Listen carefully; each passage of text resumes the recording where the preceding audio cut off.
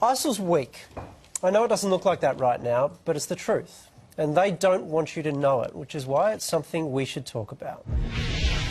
When news broke that more than 130 people had been murdered in Paris, this is how ISIL responded. A group of believers from the soldiers of the Caliphate set out targeting the capital of prostitution and vice, the lead carrier of the cross in Europe, Paris. And really, there's no doubt that this was an Islamist terrorist attack, probably executed under ISIL's flag. What we don't know yet is if the attack was planned, ordered or funded by ISIL's leaders in Syria, because the problem is, this is what ISIL do. They take credit for any act of terrorism on Western soil so that they appear bigger and tougher than they actually are. They did the same thing last year with the shooting at Canada's Parliament and when a bloke ran around New York with a hatchet attacking people. And again with the Sydney siege. There has been some suggestion that is an ISIS flag. ISIL didn't control these guys. They were DIY terrorists who recruited themselves. But ISIL don't want you to know that.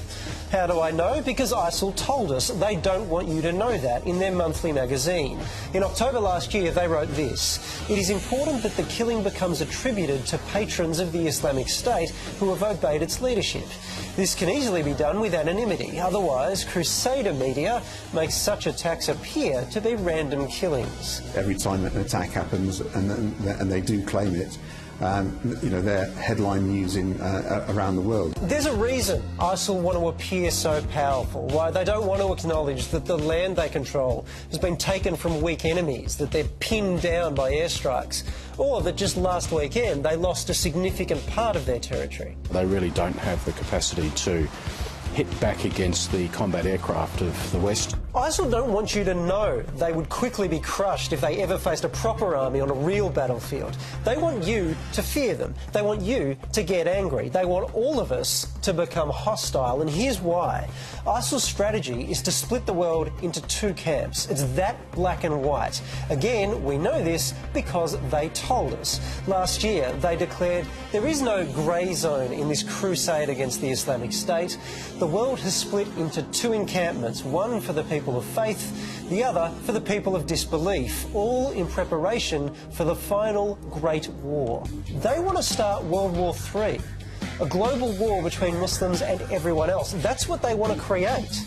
They want societies like France and here in Australia to turn on each other. We as a society, as a community, need to be very mindful of maintaining and protecting our social cohesion, our sense of harmony, and standing together. They want countries like ours to reject their Muslims and vilify them. We need to look at the teachings of the Quran. It is about, you know, killing and beheading the non-believers. ISIL's leaders would be ecstatic to hear that since the atrocity in Paris, Muslims have reportedly been threatened and attacked in England, America and here in Australia, because this evil organisation has it in their heads that if they can make Muslims the enemy of the West, then Muslims in France and England and America and here in Australia will have nowhere to turn but to ISIL. That was exactly their strategy in Iraq, and now they want it to go global. Saying that out loud, it's both dumbfounding in its stupidity and blood-curdling in its barbarity. We're all feeling a million raging emotions right now. I am angry at these terrorists. I'm sickened by the violence, and I'm crushed for the families that have been left behind. But you know what? I won't be manipulated. We all need to come together.